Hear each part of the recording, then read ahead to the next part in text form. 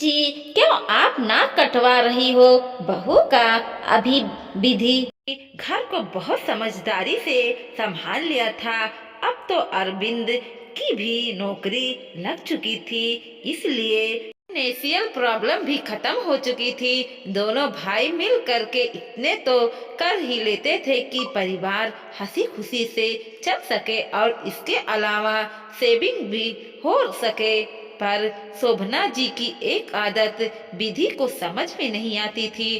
शोभना जी यूं तो काफी समझदार महिला थी, जो अपने बेटे अनुज और बहू विधि के साथ रहती थी। उसका एक छोटा बेटा अरविंद, जिसकी अभी शादी नहीं हुई थी।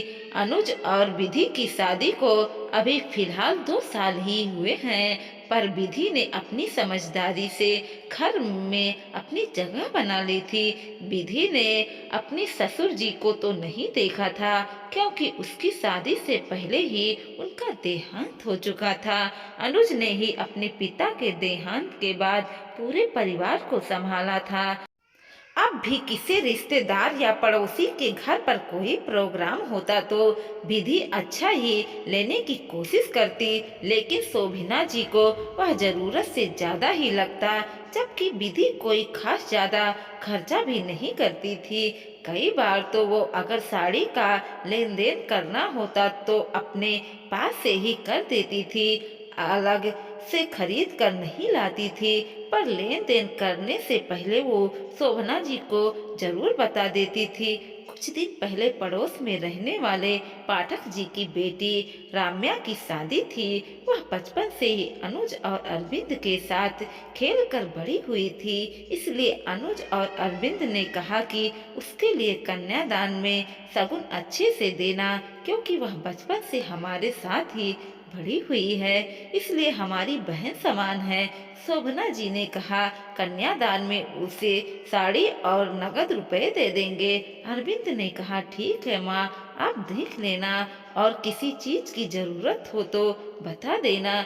दूसरे दिन विधि ने कहा, चलो माँ, राम्या के लिए कोई अच्छी सी साड़ी खरीद लेते हैं। तो शोभना जी ने कहा, अलग से साड़ी लेने की क्या जरूरत है, घर में रखी है में से निकाल लेते हैं, क्यों बेवजह का खर्चा करना।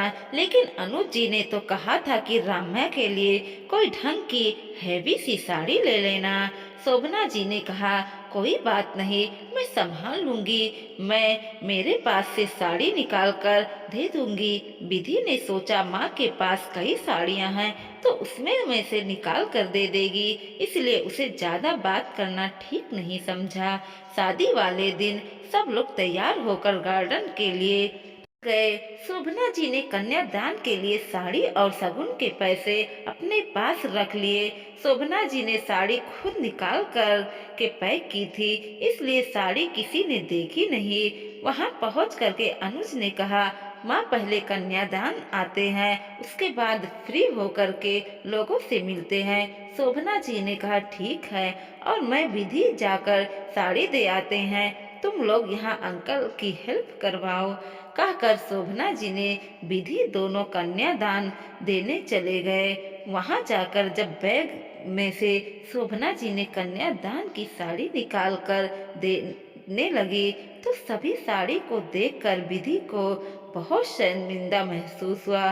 पुरानी सी हल्की कलर में वो इस तरीके की साड़ी थी, उसे खुद शोभना जी भी ना पहने, जबकि शोभना जी ने राम्या की मम्मी को वही साड़ी पकड़ाई तो उसके चेहरे के एक्सप्रेशन को देखकर विधि को बहुत ज्यादा शर्म महसूस होने लगी।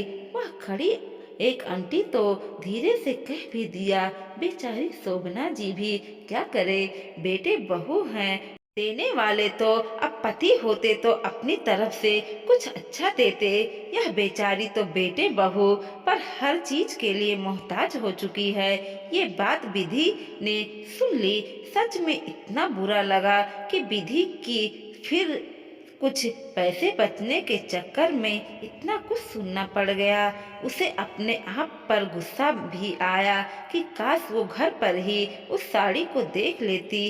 पूरी समय शादी में उसका मूड खराब रहा। घर आकर विधि ने अनुज और अरविंद को ये बात बताई। दोनों को बहुत बुरा लगा, पर अब कर भी क्या सकते थे। दोनों ने माँ से पूछा तो कहने लगी, ठीक ही तो थी साड़ी, यूं घर लुटा के लिए थोड़ा ना होता है। भला क्या कमी थी उस साड़ी में, और वैसे भी ये तो लेन देन का है, अरविंद ने कहा। पर माँ, अनुज भैया की शादी में तो पाठक अंकल ने काफी अच्छे गिफ्ट दिया था।